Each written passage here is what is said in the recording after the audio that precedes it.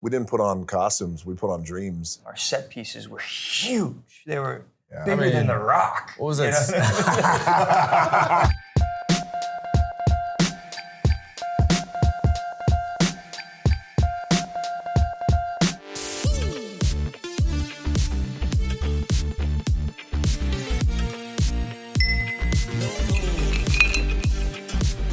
Hi everyone, I'm Devin Kogan. I'm a senior writer at Entertainment Weekly, and welcome to 3 Rounds with the cast of Black Adam. Cheers, guys. Come on. Cheers, cheers, one and all. Cheers. Cheers. Cheers. Cheers. So I'm so excited to have you guys here, and this is our first round. Dwayne, I wanted to start with you. Yeah. Good. There you go. It's good stuff. It's got a kick. It's happening. But yeah, Dwayne, I wanted to start with you. This is a character you have wanted to play for the last decade. Tell me about when you finally stepped on the set in the costume. What was going through your head? Really? Already done. That's really good. It's 5 o'clock, right? It's 5 o'clock somewhere. Right. Yeah. Well, I'll drink to that. Yeah, Okay. cheers. Attaboy. All right. You know, I first stepped on set, it was like a real holy factor because, you know, he says it best when he says, we didn't put on costumes, we put on dreams. Yes. And it was truly a dream come true. So I step on set. It hit me like a ton of bricks thinking, wow, there's no reference to Black Adam before this. I'm fortunately, luckily, the first one to bring life into this character. No other actors before me. So I step on set, and then within 2 minutes, I look up and I see the entire JSA in full costume. And again, it hit me like, wow, this is the first time that all of these guys have been on screen for the first time. So it was a real moment of gratitude for me and to see these guys. Yeah, I mean, for the members of the JSA, tell me a little bit about the first time you guys put on the costume. Aldous, I love what you said about, you know, you're not putting on a costume, you're putting on a dream. Look, it is a surreal moment. You think about what you're about to take on in terms of the opportunity presented, laid down in front of you, what you're going to represent, who you're going to represent. The fact that we get to don these superhero costumes is rare air.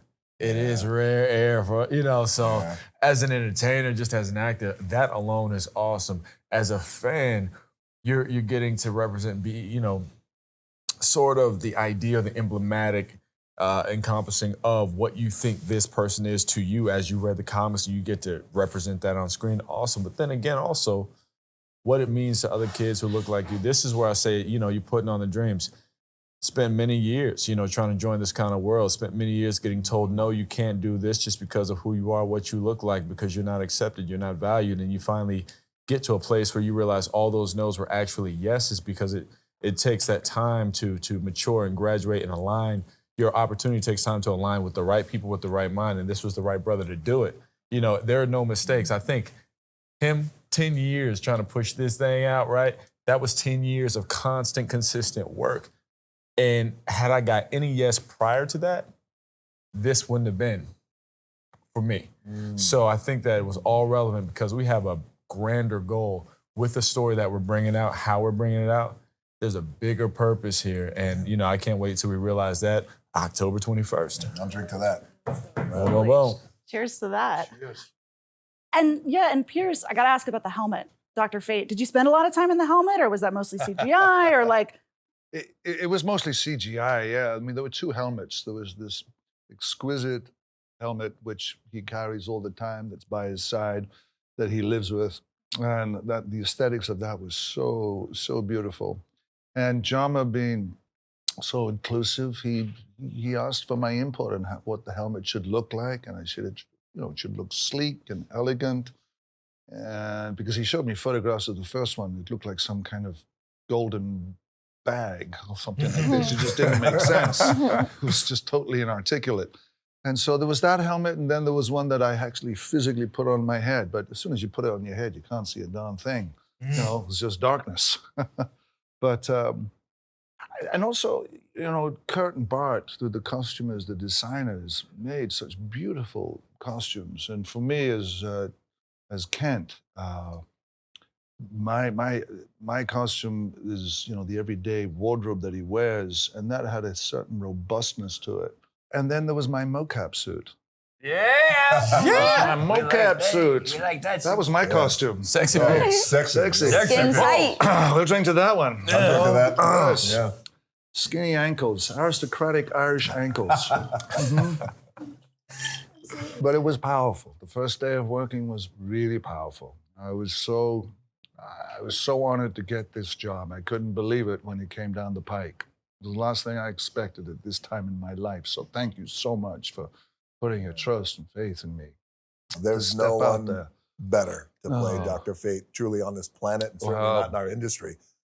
Cheers, It's mate. you. Thank you, Dwayne. I appreciate it. And that first day of seeing you on the set was just epic, monolithic. You came on, you held the space, and you led us all with such kind of charm and quiet charm and just dignity and humor and grace. And there was no. Thank you, and- brother. and we became a family. We became Yeah. a good unit because of you, and your dreams. Thank And, you. Thank and you so Jama. much. Thank you for saying that. So, What a cast, huh, Devin? Look at this. God. Yeah, I mean, and Quintessa, I'd love to talk to you about, this is the debut of Cyclone, who's this great character, and I love the way this character moves. And tell us a little bit about sort of like figuring out that physicality of playing Cyclone. Yeah, I mean, for me, the physicality for any character is like the most important thing. It's figuring out like all of these elements that contribute to how this person walks into a space, how they interact with the space, and how they embody it. And so for me, that's always been like a little bit shaky for me personally, is just deciding to actively take up space rather than, standing in the background and, just letting people, do their thing, but being like, I'm here and I have something to contribute. And that's exactly what Cyclone is about. And so, yeah, I mean, we worked on the physical movement, and Jama was, incredibly supportive and giving freedom to craft this character. And Kurt and Bart, everyone had different elements that built out this character in such a special way. And that costume is a conglomeration of, who she is and what she's proud and like excited about. So there's so many elements, but, it was such a joy to play this character, honestly. Yeah, and Noah, this is also the debut of Atom Smasher, who is sort of new to this hero game. Tell us a little bit about like what excited you most about playing this character.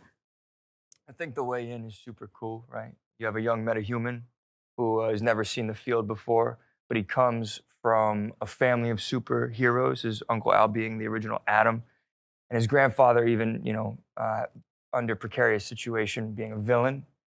And a bit of shame in that. So there's a lot going on when you're building the psychological profile of this young metahuman. And he really learns what it means to be a superhero over the course of this film. And he really wants to prove himself. And I think we can all identify with that in one way or another. And then just being a part of such a crack cast. Yeah. Individuals, man. I mean, just Dwayne having this orchestral project and being able to show up in this ensemble and play an instrument and hopefully just bring that instrument in tune was really the goal with Atom Smasher here, and turned out pretty good. I think the whole film, if I do say so myself. Not that I know. I'm You were gonna great. drink to him working in Precarious into a. Hey, Yeah. He did. I'll drink to that. That was, brothers. I learned to read the other day, bro. I'm proud of you. I'm so proud of you. I read sometimes. I read. it's so funny. My I son, certainly sorry, am. my Is there son, more? Paris, when he found out that I was working with you, he was just over the moon. My son, he's 21. He just said, "You're working with Noah." And then my he came God." to Atlanta, and he came was down to he got Atlanta, to work yeah. on our He set worked as on well. the movie. Yeah. Oh yeah. Lovely. The screams in Mexico. yeah. For Noah. For Noah? Right? Yo. Deafening. It was beautiful, yeah. There It was was so very much cool. love. I was screaming too for Noah. Yeah. We all started screaming. We're screaming for each other. We're out here. I remember when Q and I first watched the movie about a month ago. Every single time, now you were there too. Every Yeah. single time any of us came on, we were like, look at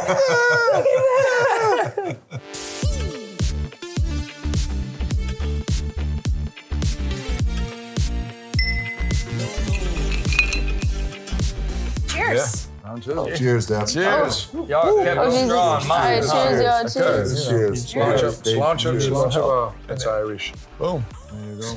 Sláinte. What do you say? Cilantro. It's very Sláinte. Irish, yes. That's nice. That's good too. There you Yeah. go.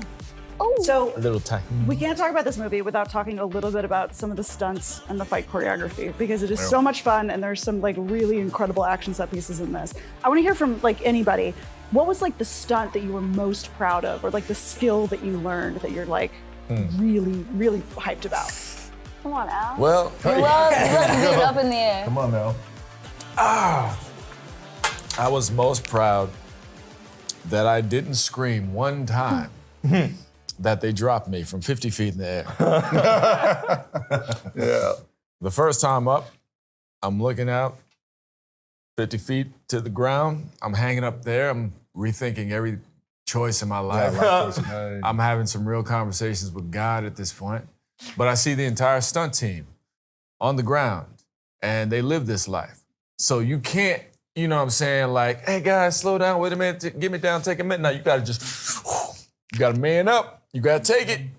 Cause your boys are down there, you know they're gonna make fun of you. If you do not come through. But no, I was able to challenge every single fear that I had, especially, I was like, of all the superheroes, I got to be the one that flies.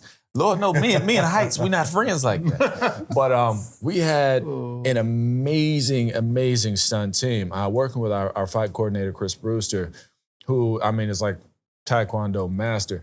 I remember talking to him about Hawkman's movement, and I had grown up a martial artist, and I had studied a few styles, so I said I wanted Hawkman's movement to really be a culmination of different styles to reflect Hawkman's experience in life as a warrior coming through.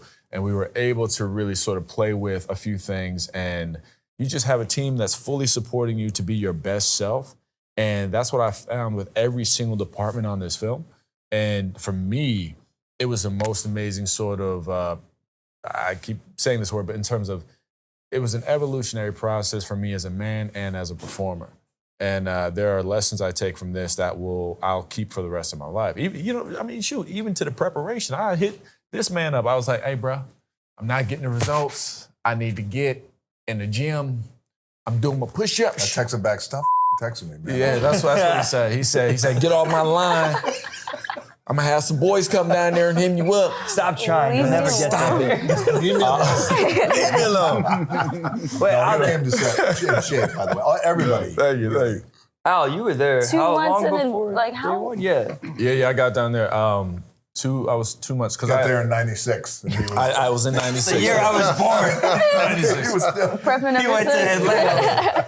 I wasn't you wasn't not about to catch me slipping. I had just finished my last job, so I was like, all right, it's time to go. Got down there 2 months, and 2 months early, so it was like a lot of bodybuilding, a lot of movement, but really working with a stunt team of that level, I mean, really it just pushes you to learn a little bit more and develop a little bit more about your character, because to Q's point, movement is so very, very indicative of who that person is. It is so important, you know, so we're all down there. I mean, I remember when Noah got down there, we were in the gym, you know, we're sitting there fighting, doing all this, and we see Q over there, you know, twirling and, you know, and it's like, all right, everybody's going to work. And it's just an awesome thing when you get in the gym early, you know what I'm saying, with the stunt team, you see the other actors in there, you're like, everybody's taking this serious. All right, we know what this is. Everybody's hitting their highest level, you know?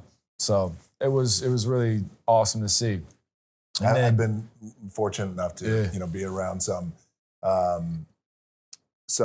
movies where there's a lot of action and a lot of guys who are coming in and girls who are coming in really putting it down and in shape. But this whole team, they really took it to another level. And the first one I met before we started shooting was Aldous. And he came in to say hello. I was meeting with our director, John Colette-Serra, and he walked through the door. And you saw Hawkman walk through that door. He was a superhero. He wore his little, he had a skinny tank top on when he came in. He was pumped up. I was like, wow, man, look at you. I got the extra medium tank top. He really, about to see. But I was proud of him, by the way. I was.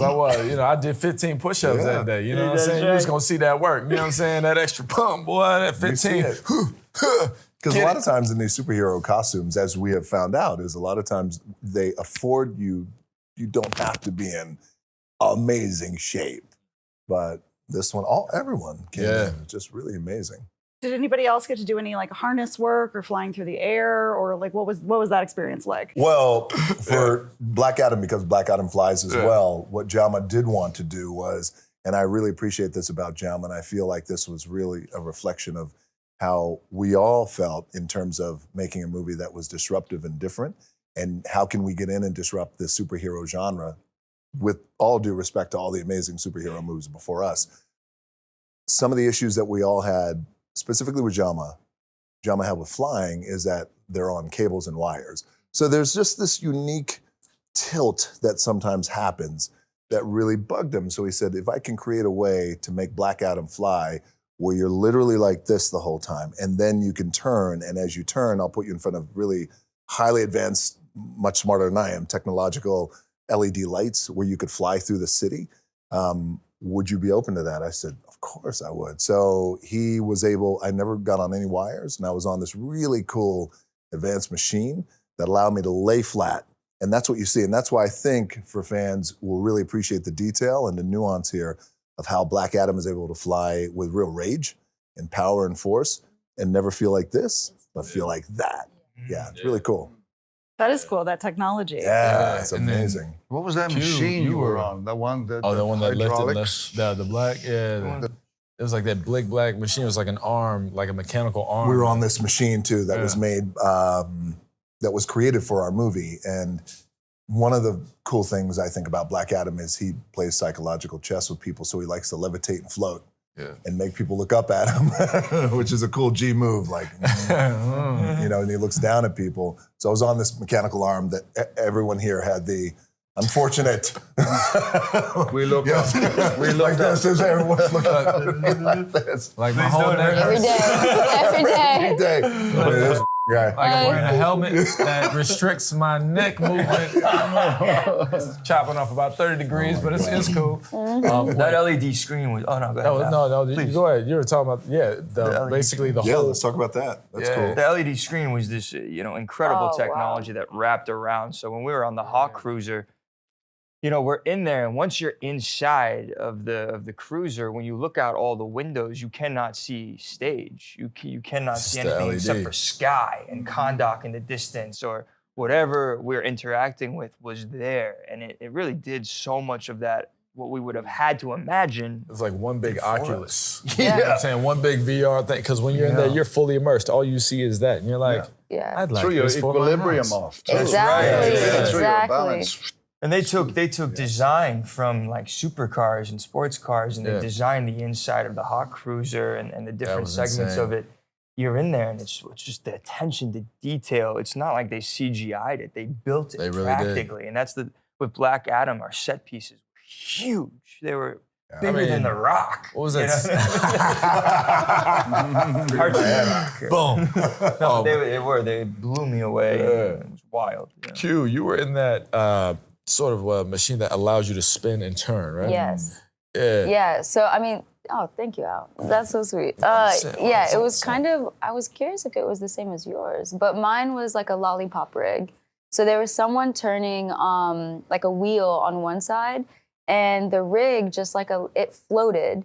So it was like you were already off the ground a little bit, but you can move in any possible direction you wanted. And so when it was like, jumping out of the Hawk Cruiser and she's doing all of this movement, we really were going in every direction possible.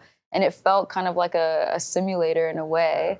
But that was like the beauty of it, is just like, and also like the prep of like, building something functional in my body to sustain all of that movement and make it as beautiful as Jama wanted. And they did. It's incredible to I see. wasn't on the lollipop rig, but because just kind of floating and levitating was a little different than just flying. But to her credit, that lollipop rig, and when people see the movie, and especially after they see this interview, they'll really appreciate her movements. It's just beautiful and fluid. That it's hard to do. So you know? difficult. Yeah, but Gyroscope. she did it. Yeah. Because you just have to like stare and then move. Yeah. And it's just like, all right, Yeah. cool. But you out. I It's mean, a trick of not getting dizzy. yeah, exactly. Yeah. Spotting. No, me, I was just living in the air, living in the sky In the for a few Atlantic months. I was up there. And the heat. They gave Al a little thing so he could itch. Let's talk about that. I couldn't get out of my If you costume. say it like this, First of all, the I am costumes are brilliant. They're awesome, they're wonderfully designed. But Here it comes. there we go. you couldn't go to the bathroom first without going to your whole costume team. 3, 4, 5 people. Excuse me, I need to handle some personal business.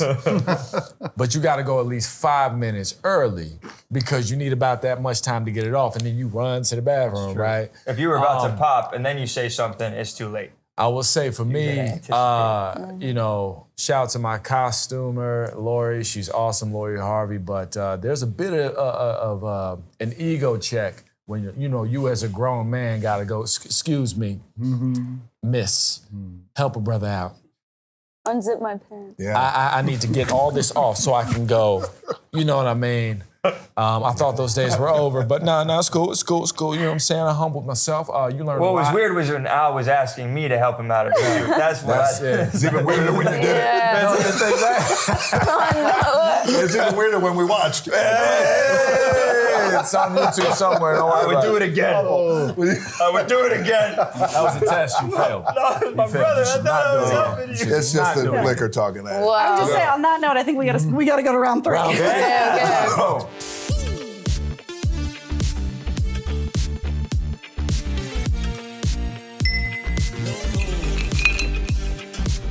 So welcome back to round 3. We're drinking a Paloma, and I want to point out that we've been drinking tequila-based drinks all night, and they are made with Terramana tequila.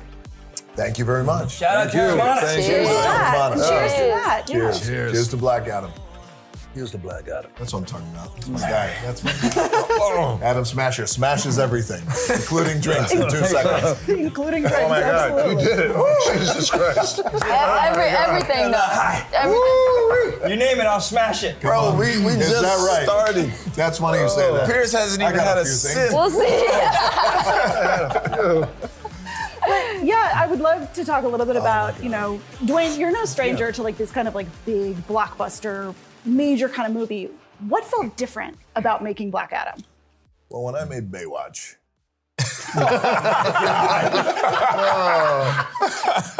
You in the huff. Finish. Tell them about it. Finish the story. Tell Devin about set it. me up so nicely about it. It's a big blockbuster. The opportunity that we had to deliver something that had never been delivered to the big screen before. Not only never been delivered to the big screen before, and opening up and expanding the DC universe with characters, 5 superhero characters that have never been seen before, never played before, except now. So it was the opportunity that made this feel different, but also in a beloved genre of superhero, the superhero genre, supervillain genre, but also part of the DC pantheon, which has been beloved over the decades and decades. So around every corner, everything was different, everything was unique, and everything just had honestly a different vibe and a mana to it that was so really intoxicating and motivating and inspiring. Yeah, I mean, what about you, Pierce? Again, you're no stranger to big Right. roles and big franchises. What felt different about making Black Adam? It was the intoxication, I think. And then The intoxication. But what was different, I mean, having done the Bond movies, made 4 Bond movies, this was really head and shoulders. It was so epic, so big. But it was so beautiful to be, it just felt so comfortable making the movie. There was no real anxiety. I mean, Jama and yourself, Dwayne, and everyone sitting at the table, it was such a delight to go to work every day and watch this movie unfold before you. I mean, you read the text and you think, how are they going to do that? And then you go to the studio every day and it would be magical. The first day of work was, you Aldous coming in as Hawkman with the 2 guys under your arms. Dwayne was there. Yeah. Looking monolithic, and the presence of you was so powerful. And then Jama just taking care of us all. You felt you were in safe hands. And I remember Chalmers said to me, he said, where are you going to be in this scene? Again, it's the scene where Hawkman comes in with the two guys, and I said, I'm just going to sit in this chair over here, okay? So I sat in the chair and I watched everyone work. They slingshot me back and forth 25 times. May I say something, Pierce? You may say anything you wish at this point in the proceedings. It's okay, brother. Go ahead. I'm bulletproof. I want to acknowledge something he said. I think is very important about Djalma. I think he comes from a group of Spanish filmmakers, a cadre of Spanish filmmakers who are so talented and have led a generation of filmmakers in our industry. But it truly starts with him, and I'm so happy and quite proud to hear that everyone had such a great experience, because it's not always like that. Especially when we get an ensemble and a group together, and a lot of people come together for the first time. As everyone knows, it's tough, and it's not always like that. But this was so serene and so peaceful and so easy and so monofield, which is such a convergence of what's on the page, because it's Black Adam. And it's the JSA, so I really want to give it up for Djalma. I mean, he really created that environment. Yes. Yeah, to Djalma. Djalma Colette Serra. Yes. Really. Cheers. Well, we're coming to the end of our conversation, but real quick, I want to throw it out to anybody. What was the day on set or the scene that you guys shot that, when you think back to this filming process, sticks out in your mind the most? I personally loved when it was everyone together in the Hawk Cruiser for the first time, and then whenever we had about a week of that. Yes. Seeing everybody show up, and just the ensemble, I guess, was mentioned before the orchestra started to play. And you saw Lauren Scher behind the camera, setting everything, the dynamic movements, the colors in the Hawk Cruiser. He's our DP. My DP, yeah. And Djalma, of course, just empowering every single one of us to take control of our character, and giving us how we felt the priority, but also somehow managing to just put us all together so that we could harmonize properly. Yeah, that was, for me, I think, my favorite, like the moment that sticks with me and will forever stick with me. Love it. Yeah. I think for me, the day is, I don't give away spoilers, but there's a day like in the town square or whatever, where we're all sitting there on the ground and we're standing in our suits. It was like,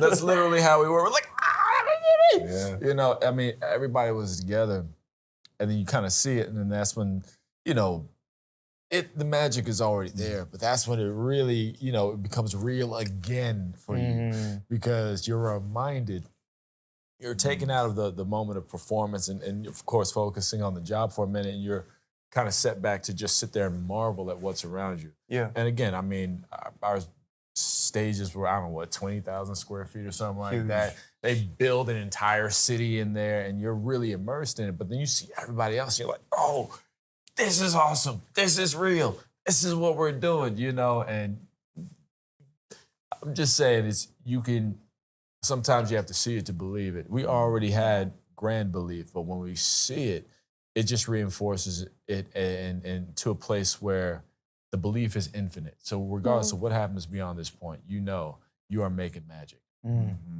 I love that. Well, this has been 3 rounds with Entertainment Weekly and with the cast of Black Adam. Thank you guys so much for joining me, and cheers. Let's all Thank you, congratulate. Cheers.